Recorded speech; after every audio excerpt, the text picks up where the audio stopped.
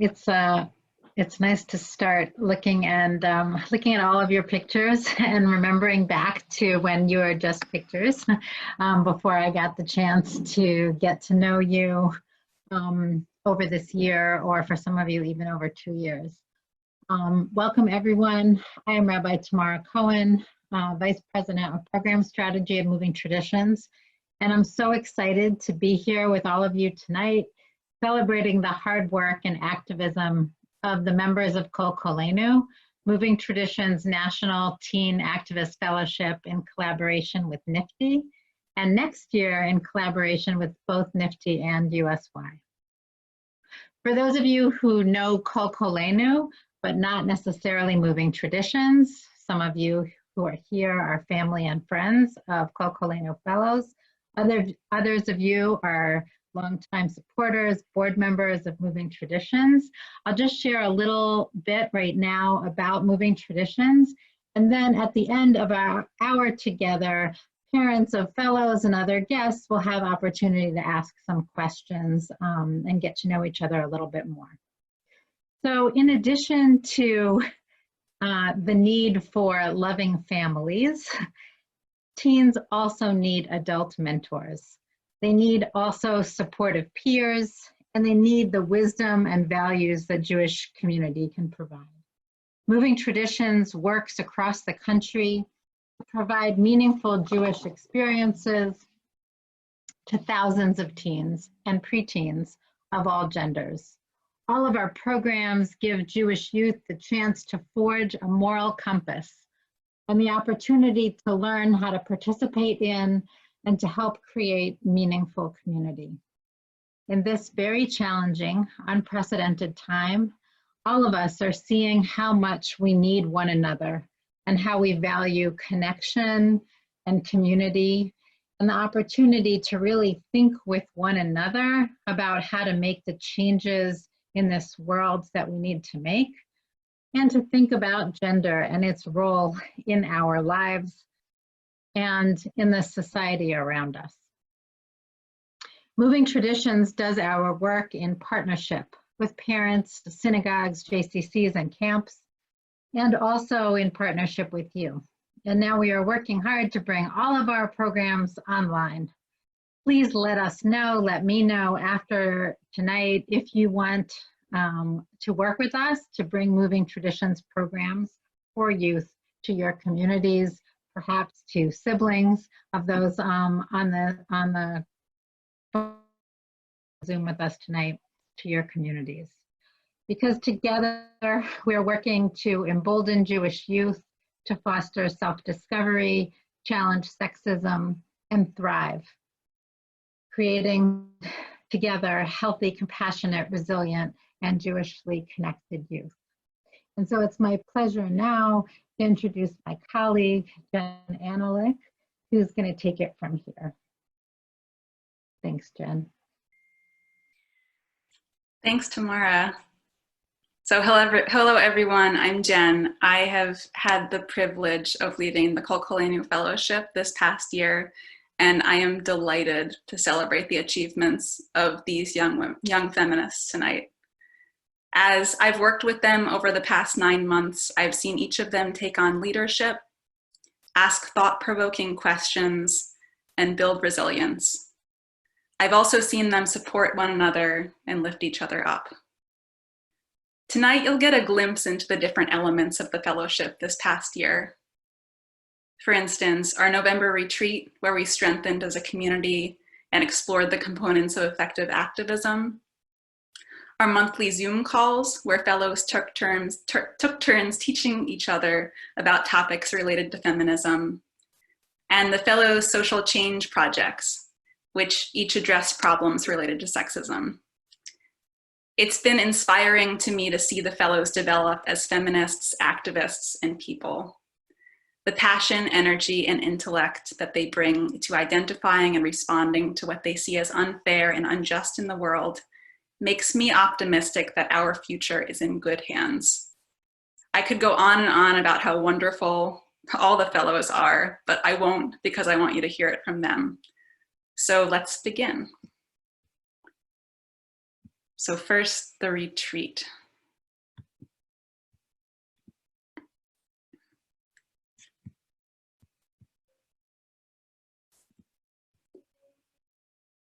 Resistance. No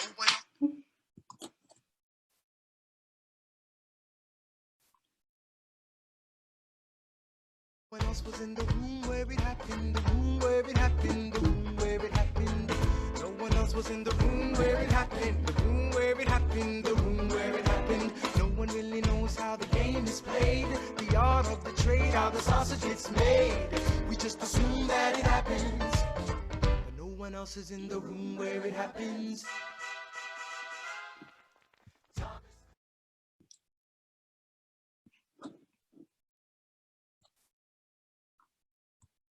And I'll introduce Mia, who's going to tell us a bit more. Hi guys, my name's Mia, as Jen said. So the retreat to me was an opportunity to put like faces on a Zoom call to like a real person. Because there's a difference between, I think, seeing someone, just like their face, their little box on a Zoom, like getting to know a personality, like kind of sharing a bunk with them, like really learning who the person is, eating meals, and kind of figuring it out. You learned how everyone is so involved and passionate, what they're passionate about outside of feminism versus that we don't have to talk about in the 2 hours we meet monthly. I think you really got to see a new side of everyone, and I think, at least for me, but I think most people were able to like connect more with the fellowship once we had this. It was an opportunity, and I'm really happy for that. So thank you. Emily is going to say something. Before Emily shares about the teachings, we're going to see a little bit of a little taste of the different things that we each taught each other and learned from each other.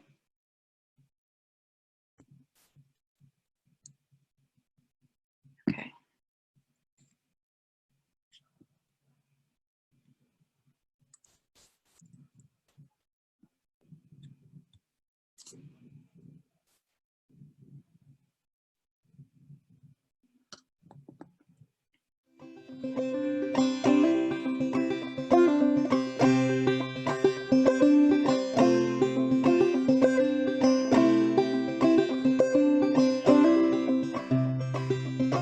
I am resilient, I trust the movement, I negate the chaos, uplift the negative.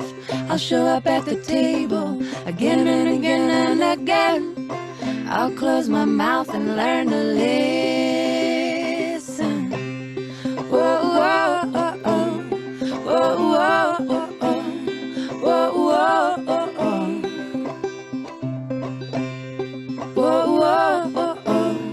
Whoa, whoa, oh, oh. Whoa, whoa, oh, oh. These times are poignant, the winds have shifted. It's all we can do to stay uplifted. Pipelines through backyards, wolves howling out fronts. Yeah, I got my crew, but truth is what I want.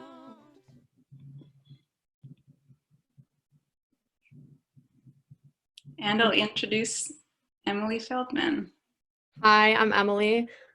Something that I thought was just so special about the teachings is we all live these really busy lives, and I thought it was so awesome that we could come together once a month on Sunday night and sit together and learn together about a new topic.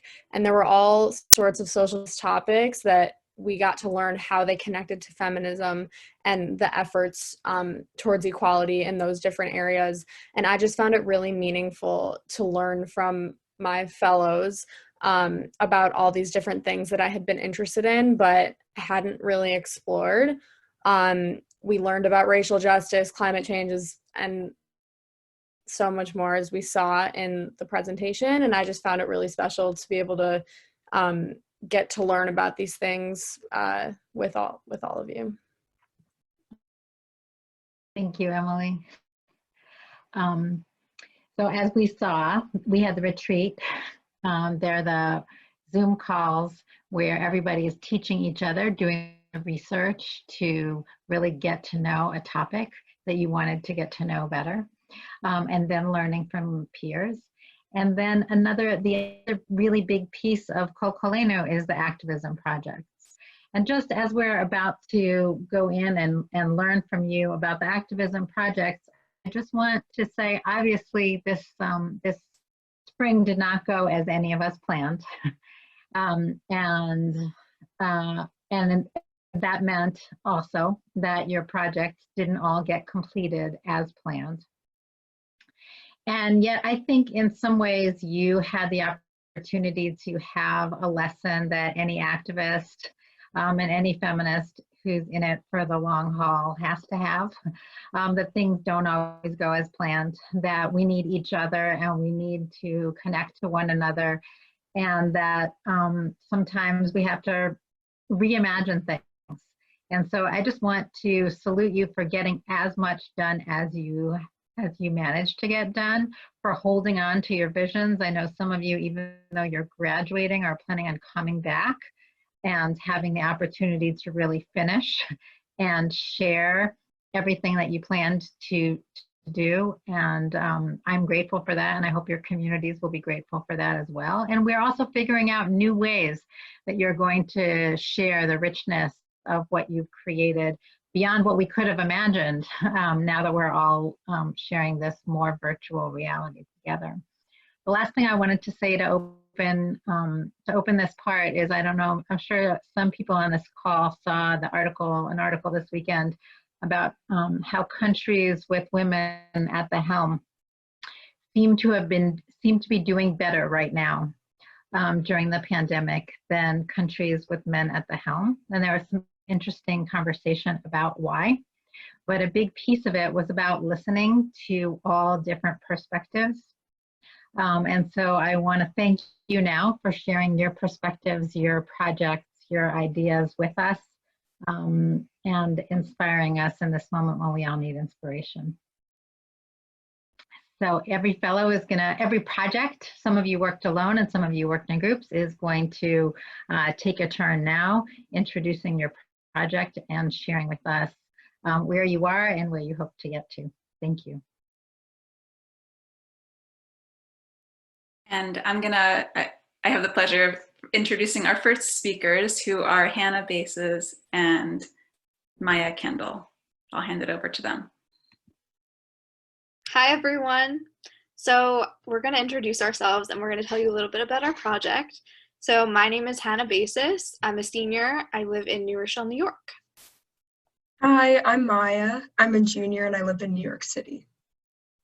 So what we did for our activism project is we wrote a health curriculum for 9th grade students that talks about gender identity and sexual orientation in an all-encompassing and comprehensive way. Our plan is to distribute, we have not done this yet, but our plan is to distribute it to schools across the Northeast. And in this curriculum, we give students the space to explore their understanding of gender expression, identity, and sexual orientation through guided group discussions. We help the teacher establish the classroom as a safe space for learning, and we guide them through the process of teaching this difficult subject. This project is really important to us because in our experience, we found that most sex ed courses are very heteronormative and exclusive. Most students in the 9th grade are in the process of discovering who they are: gender, sexuality, personality, a wide variety of things. And some school environments don't understand how to teach towards the many ways that students explore their sexuality. So it's important that we help teachers and students understand more about these often avoided topics. And so we want to also talk a little bit about what this project really means to both of us. So for me, as an ally, I find it really important to educate myself about these topics so I can better understand friends' experiences and help educate others who are not as informed. And for me, I've only had one sex ed course, and that included an educational video. I think that the topic of identity exploration is crucial to sex education.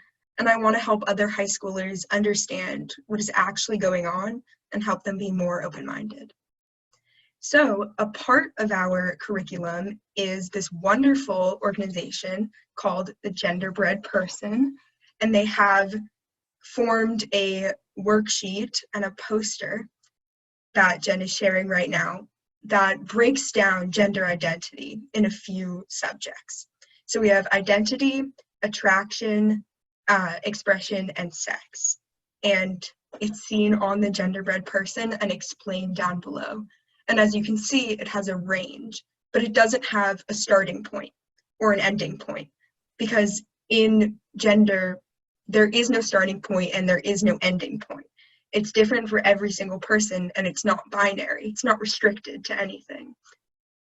So in our curriculum, we are having the students fill out their own genderbread person, where they can choose what they think gender identity means to them, or gender expression, or biological sex, and the different things that means to them.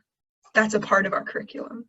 That is a part of our curriculum. And to add, I would say this has been extremely rewarding and interesting experience. I'd like to give a shout out to our mentor, Ashley, because she's been a really amazing person for us and an amazing resource, super helpful.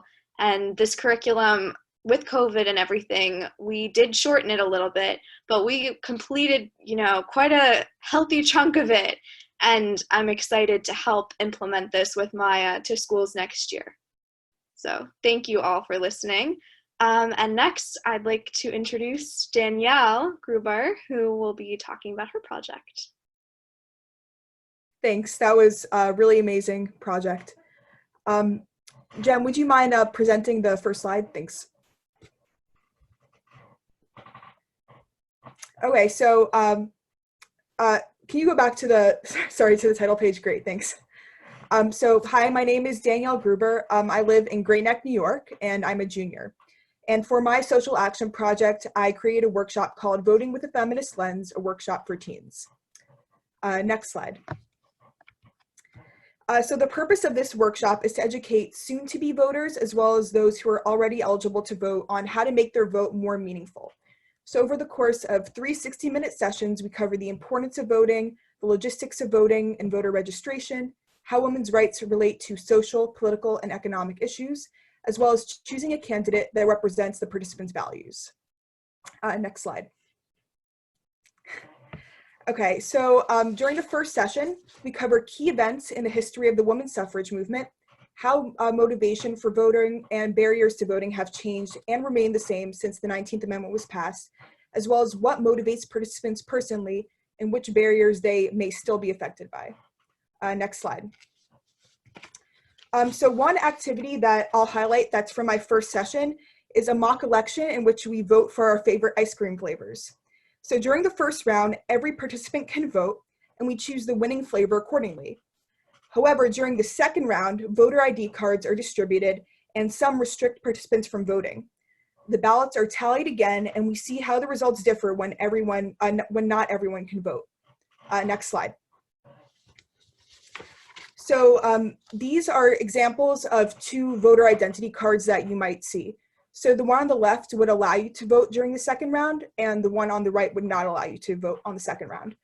And again, the question we're trying to get participants to think about is what difference is made when only a fraction of eligible voters can vote.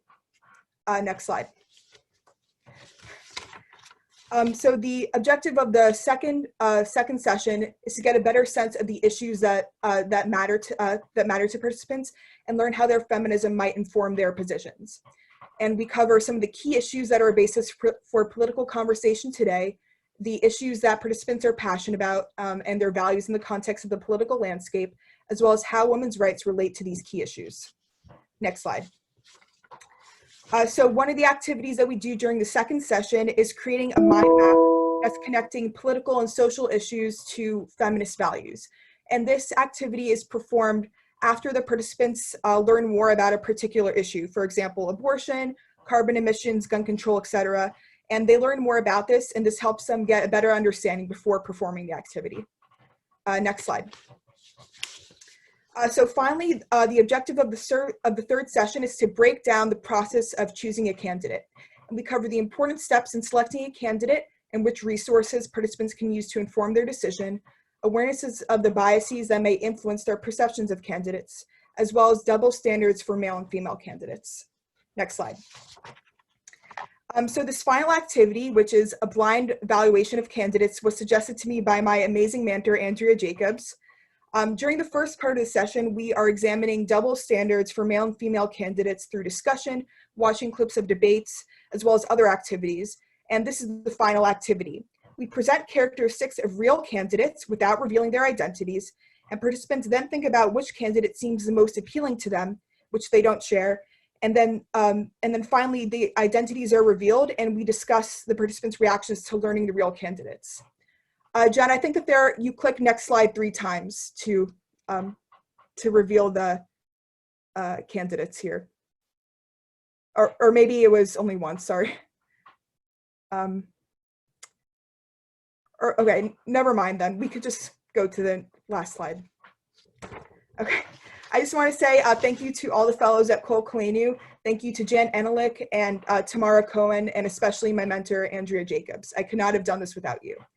And next up is the amazing Meredith Rosenthal. Thanks, Danielle. For my activism project, I decided to create a podcast about women in STEM called STEM View. I, as someone who's really passionate about STEM, have seen firsthand how women go underrepresented in these fields. And so it was really important to me to be able to use my project to try to make a difference for that. So the way that my podcast is set up is as an interview where each episode will be with a different amazing woman in STEM, talking to her about her work and her experiences as a woman in STEM. I was lucky enough to get to speak with Dr. Carla Golden for my first episode. She's a postdoc at NYU with a PhD in neuroscience, and she was fantastic to work with. I'm really, really happy that I had this opportunity. Through working on developing the podcast and figuring out everything surrounding it, I learned so much about how to conduct interviews and how to record and edit a podcast, and just figuring out the entire process of something that I had never done before. I'm very excited to say that the first pilot episode will be launching next week. So be on the lookout for STEM View on YouTube, Anchor, and/or SoundCloud. I plan on continuing this podcast in the future because with all of the help and support from this program and everyone here, I was able to get it to a place where now I think I'm confident enough to keep going with it. So I'm really, really excited to keep working on STEM View, and I'm so, so grateful to Kol Koleinu and everyone here for making it possible for me. Thank you. Now we're going to hear from Emily Feldman. Hi, I'm Emily. I'm a senior. I'm from Farmington Hills, Michigan, and my project is called The Importance of Language with a focus on gender and pronouns. So the idea of my project is it's a presentation that can be done in about 10 or 15 minutes, and the original idea was that I was going to give it to my school. I go to a small Jewish private school, and we have school assemblies once a week, and so I was going to present it to my school, and it's about how to refer to people who don't identify as just male or female, and about the area in between, because this is a relatively new concept, and it's important that people learn about this and know how to address this kind of situation, because we all will encounter people in the future that don't identify as male or female, and it's really important that we respect the pronouns that they choose to use, and it's important to learn about what to do if you misgender someone. And so this project sort of explores all of those scenarios and teaches people respectful ways to address people who don't identify as male or female, and also a little bit more about what that means. And so I had originally intended to present this to my school, but due to the pandemic, I wasn't able to present it in person, but my plan is to return next fall or next spring or whenever school is back in personal session and present this to my school, because something that's awesome about my school being so small is they love having alumni come back and present various different things. I was able to talk to Aliana Rubin, who doesn't identify as male or female, and they were really helpful in giving me perspective and why language is so important and the way we address people is so important. And so I'm really excited to roll this presentation out to Moving Traditions and to various other schools and synagogues and community centers in my community, so that this can be given to a lot of people, because I know that had someone presented something like this to me, it would have been really incredible, because it isn't the work of those who don't identify as male or female to educate us. It's our responsibility and to go out and do that work ourselves and make ourselves aware and make ourselves socially aware so that we can be respectful and operate in a changing world. So I'm excited to hopefully roll this presentation out to my school and to other schools and institutions in the community. And next up, we have Adina Kurzban, Ava Lifton, and Ali Tarkov. Hi, I'm Adina Kurzban. I'm in 10th grade, and I live in Los Angeles.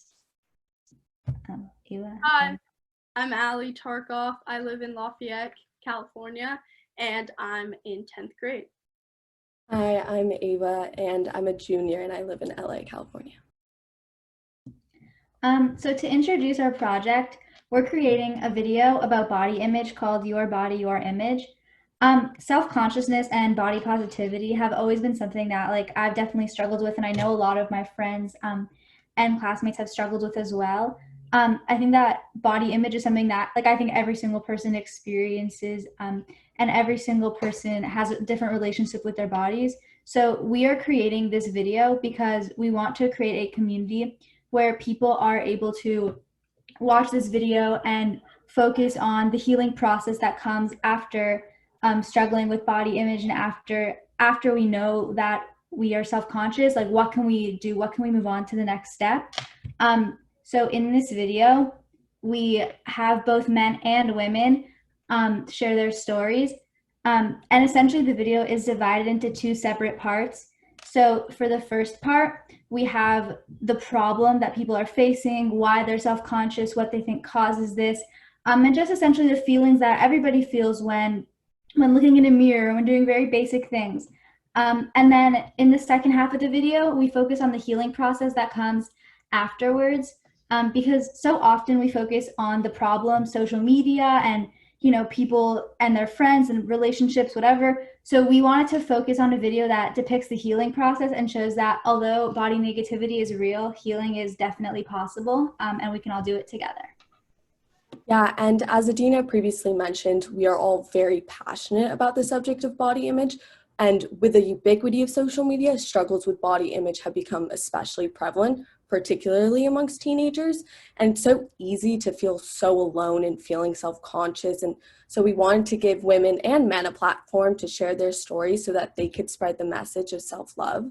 And we are very confident that this video will resonate with many young women and men by showing them that they're not alone in feeling self-conscious, because and our passion just for body image, coupled with our confidence that this project can really help many young people feel less alone, truly motivated us to create this video. And I just wanted to kind of reiterate what are the differences and what kind of separates our videos from others. So while like both Adina and Ava have said already, while there are many videos that discuss the struggle of body image, most of them do not go the extra step of helping the observer develop and learn about healthy ways to cope with these struggles. Many of these videos spotlight the negative impacts of social media of their body, but do not go beyond to look at how we might develop a healthy relationship to our bodies. This video is different from other body image videos because it focuses on shifting the way we see beauty and what makes us feel beautiful. This video will also bridge the gap between the conversations surrounding men's and women's body image, recognizing that not only women struggle with unrealistic beauty standards. And due to COVID, we weren't able to get all the submissions we needed quite yet. And so if you are willing to either participate yourself or introduce us to someone who you think would be interested in helping, we'd love your participation and to kind of help move this video forward. And we'll be emailing you after this celebration with the guidelines of the video, as well as an in-depth overview of our project after. So thank you so much for your time. And now I'd like to introduce Sophie, Eliza, and Mia, who will present on inclusion and representation through media, what we want to see. We want to see us. Thanks, guys. Hi, I'm Sophie. I'm a sophomore in Binghamton, New York. Eliza or Mia, you want to go? My name is Mia. I'm a junior in high school and I live in New York City. And my name's Eliza. I'm a sophomore and I live in Albany, New York. So our activism project is about inclusion and representation through media. And if you want to go to the next slide. Thanks. So as teens who are constantly exposed to many TV shows and movies, we've noticed a lack of representation in many areas. We want to see a better reflection of all viewers in the media that we engage with. So for our activism project, we decided to review these shows and movies at a high standard. So through analyzing today's pop culture, we hope to bring awareness to this inclusion delusion. So yeah, the name of our project is called Inclusion Delusion, and it is a website where the three of us are currently writing articles. And we're basically reviewing different forms of media, so movies, TV shows, all different sorts of things, and we are evaluating them, as Sophie said, on a very high standard because we want to push these industries to make sure that they are representing their consumers, and they're not producing media that only reflects a small portion of what is actually real. Can you go to the next slide, please? What? Oh, thank you. So, based on what Eliza and Sophie have already said, our rating system is relatively harsh. We break it down into 5 categories: body positivity, disability representation, non-stereotypical gender representation, racial diversity, and LGBTQ+ representation. We've decided that these 5 factors are things that are less represented in the media today. They are things that people struggle with more to understand, to see, to explore, and we wanted to do our part to help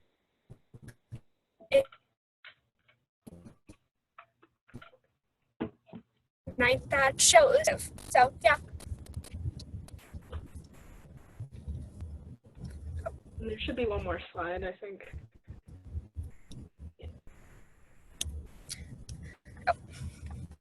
So here are some of our articles. We have, I think, a total of 6 up right now, and we will be continuing to write different articles about all different kinds of movies and TV shows, etc. Past when Kol Koleinu ends officially. If you want to go to the next slide. But we would love to see you at the website. We are working on a domain, don't worry. So that's that for now, but we'd love to see you there, and we'd love for your support. Thank you. And next is Eliana. Hi everyone, I'm Eliana Lotenberg, and my project was composting at my synagogue. So for my project, I wanted to look at the intersection between the environment and feminism. As we all know, preventing pollution and greenhouse gas emissions is important and beneficial for literally everyone on the planet. However, as people from industrialized countries that are responsible for the most emissions, the consequences of our lack of action are going to affect poorer nations and people alike far faster and more devastatingly than the more privileged around the world. In addition, women are disproportionately affected by climate change. Especially in the global south, women do a lot of the work that is hurt by climate change, namely agriculture. Constant droughts and floods put these women out of luck. Natural disasters also affect women disproportionately because they affect the poor disproportionately, and women are disproportionately poor. Because of all this, I decided to have my project be focused on preventing waste and greenhouse gas emissions. The project itself is instituting a zero-waste Friday night oneg at my synagogue, with a key feature being a compost pickup service. Unfortunately, because of COVID-19 and my temple being closed, I have not been able to accomplish this yet. I'm in conversation with social action leaders at my temple, but I've chosen to wait to approach the clergy until fall, when I hope the situation will be more under control and hopefully they'll have a little bit less on their plates. I'd really like to give a shout out to my mentor. Her name is Joelle Noby, and she works for Interfaith Power and Light, a local environmental organization. She was super helpful in guiding me through who I should approach first, as well as how I should approach them, and has been really supportive throughout this whole process. So thank you, Joelle. Anyway, for now, I have a compost pickup at my own house with the business I plan to use at the synagogue, and I'm hoping to spread environmental awareness through this isolation period and contribute to the conversation about how we can improve the world and how we approach environmental issues going forward from this time. Thank you so much for listening. I'd now like to introduce Caroline Kay. Hi, I'm Caroline. I'm a junior and I live in Philadelphia. And for my project, I really wanted to address the stigma that surrounds feminism and what feminism really stands for, because I think especially as a teenager in today's times, the word feminism and like saying you're a feminist can be taken so many different ways by so many different people. I know I've personally heard people say like, oh, you're a feminist, like that's so stupid, like you think women are better than men. And like often I think like the general response is like the wage gap isn't real. Like that's some people's response to like saying you're a feminist, which is just like, that's a completely different thing. So what I did is I created a presentation. This is a bit of a shortened version of it. And my idea was this spring to send it around and have it presented in every homeroom in my school. Unfortunately, due to COVID, that wasn't able to happen. But the idea is to hopefully do that next year, assuming we're back in school. So Jen, if you go to the next slide. So really, I just wanted to inform a lot of everyone in my school about what exactly feminism is, because it's oftentimes misrepresented.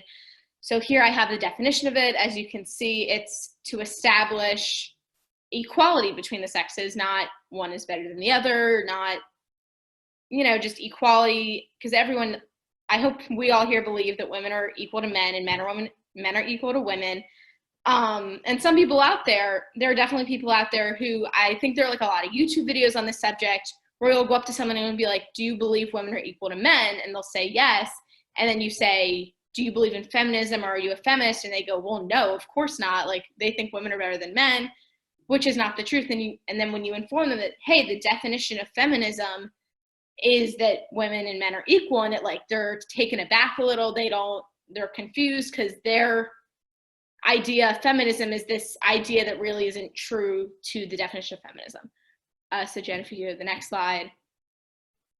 So as I said earlier, there's this big stigma about the equality and the misrepresentation of what feminism is, when it's really just the idea that we want men and women to be equal in every way that they can be. So that's what I hopefully aim to talk about next year.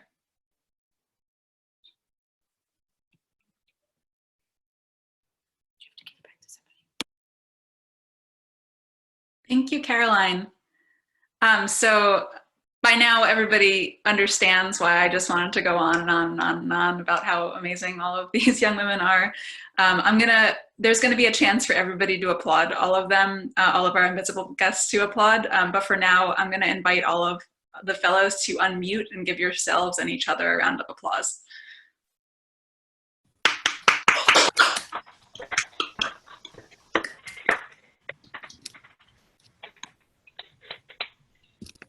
So now is the time in our event where I'm going to award all of you your electronic certificates. And now if we were in person, there would be an opportunity for you to stand up on a stage with your certificate and for everybody to take a picture of you. I'm gonna ask each of you after your certificate comes up on the screen and I say your name, say thank you afterwards so that your picture pops up next to your certificate.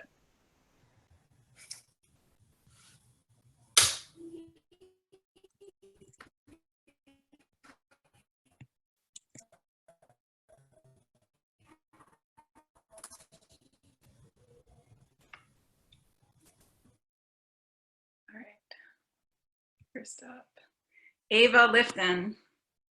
Thank you.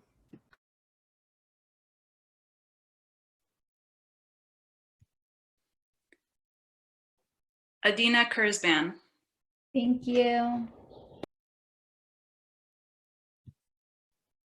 Ali Tarkov. Thank you. Emily Feldman. Thank you. Meredith Rosenthal. Thank you. Danielle Gruber. Thank you. Eliza Cotton. Thank you.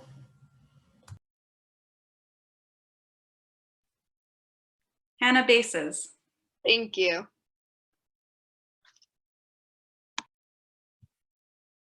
Maya Kendall. Thank you.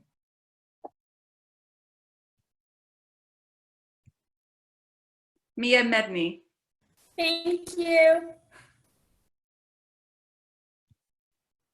Sophie Coker. Thank you. Caroline Kay. Thank you. Eliana Lotenberg. Thank you. Congratulations, everyone.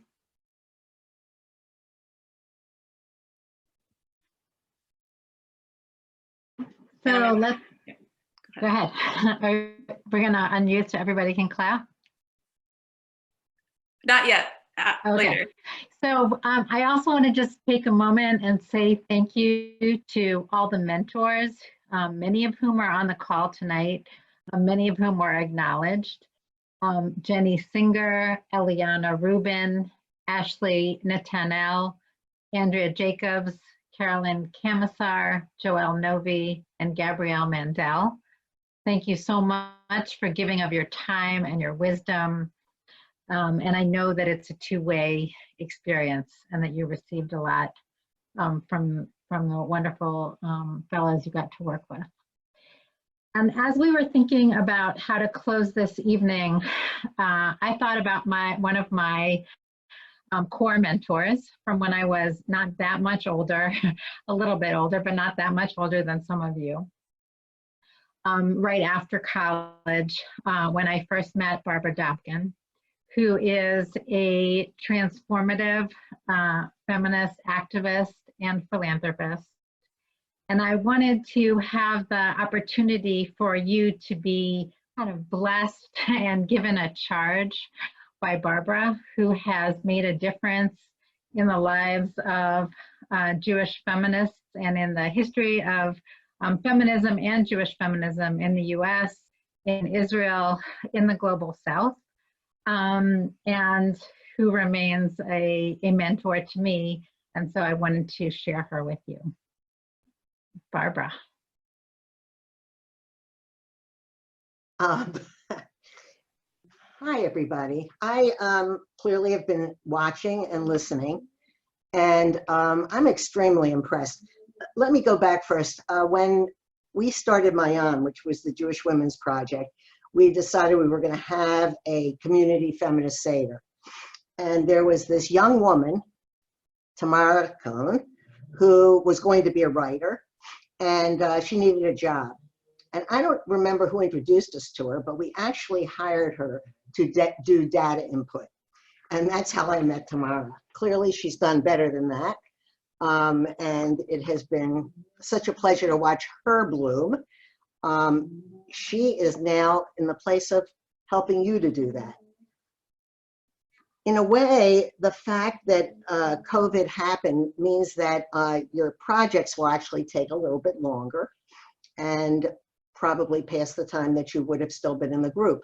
In a way, I think that's great. You may not think that's great, but it means that this work will continue and you will continue thinking about it. When Tamara came to work for Mayan, she will tell you I'm not a patient person. And I felt after, well, it was 20 years ago, 22 years ago, I would tell you that I did not think that we made as much progress with women as we thought we would. We really thought we'd be way ahead of where we were. And actually it was Tamara that reminded me that the Jewish community is not one community, but several. And now I have watched Jewish women's projects grow and watch more and more budding Jewish feminists. And it gives me great hope to watch you, to listen to you, to know that you're thinking about this, and to believing that you are on your way to continuing this work in whatever way you see that you can, but I imagine that it will influence your life in and out of the Jewish community. So congratulations to all of you. I keep it up, keep thinking about it, talk to your friends about it, talk to the public about it, and you will continue to make people like me have a lot more confidence in the future than I've been able to have. So thank you all. And thank you, Tamara. What am I supposed to do? You're muted.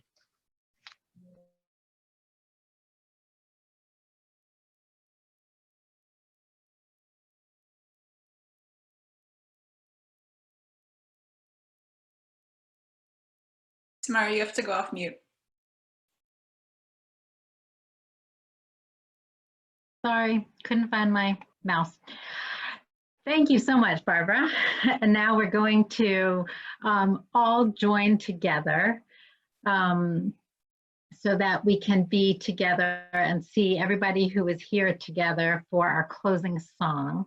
And for our closing song, I'm going to invite another wonderful feminist, local feminist friend, singer, songwriter, and activist, Chana Rothman, who will join us in song. And I invite everyone in mute to sing as much as you can with Chana and look around at one another. And right after we sing together, please do stay on. We'll have an opportunity to meet one another. Soon after that, the fellows and Jen will go into their after party to get a chance to really say goodbye to one another, at least for now. And the rest of us will stay and have an opportunity to just talk a little bit more about Kol Koleinu and our future and moving traditions and our wonderful partners from NFTY who are also on the call. And that's what we'll do. And we will first now join in a round of applause, and then we'll go into the song with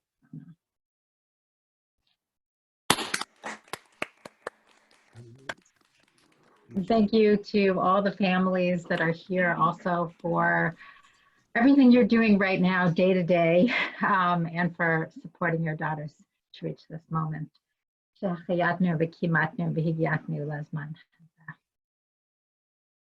Hannah.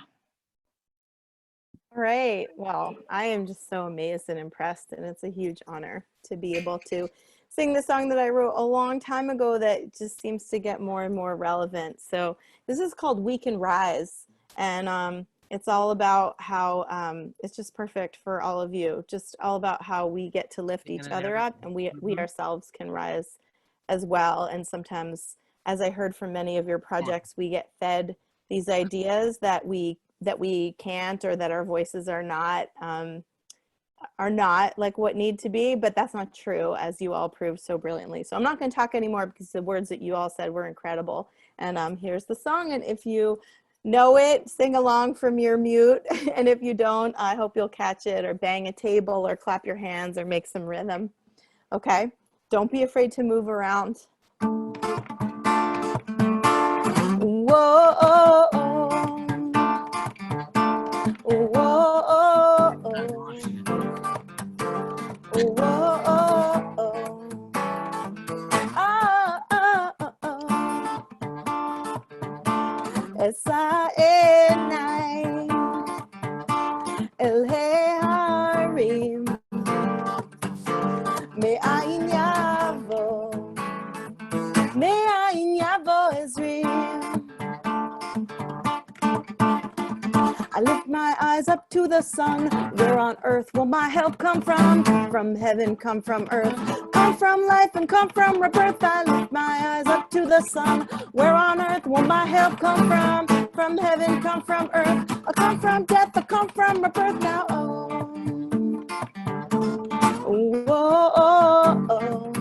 okay, you all are Jewish feminists, so I want you to bang on something. Can you just bang on something? Oh, oh, oh, oh. There we go. Because you all are making huge movements in the world, and they're only going to get more important, your voices. I lift my eyes up to the sun. Yeah, sounds good. I can see you. And if you fall, get up, because you're not that far gone. There's a new light about to shine into Zion. If you made it this far, you can push through to dawn. Come on, come on, come on, come on. I lift my eyes to my surprise, beneath the lies, I can rise and you can rise. Can you do that with me? You got to do it. Ready? Point to yourself. I can rise. And then do that thing where you point to the person next to you, especially all these incredible, incredible Jewish feminists. Yep. So I can rise. So I can rise. You can rise. Ready? I can rise and you can rise, and I can rise and you can rise. I can rise and you can rise. Ready? This is we can rise. So do whatever you want to show that. So we'll do that again. I can rise, you can rise. Then we'll do we can rise. And then we'll bring it home. Okay? I can rise and you can rise, and I can rise and you can rise. I can rise and you can rise. We can rise. We can rise. We can rise. You look amazing. We can rise. Whoa, oh, oh. Now you can just bang on stuff. Whoa, oh, oh. Whoa, oh, oh. Oh, oh, oh, oh. Last time, bring it home. Whoa, oh, oh. Whoa, oh, oh. Oh, oh, oh. Oh, oh, oh. Mazel tov, you all are incredible. It's a huge honor. So much, Hannah. Thank you, everybody. Thank you, Jen, for being such a wonderful shepherd of this program and these incredible fellows. All right, you are free to now go and enjoy some time on your own. And the rest of us are going to hang out here for a little bit. Thank you, everybody. You guys are fabulous. Yes, they are. This was great. Thank you. Thank you. Congratulations. Congratulations. So all the fellows, you can hop off and we'll rejoin on the Zoom that we were on right before this call. I'll see you there.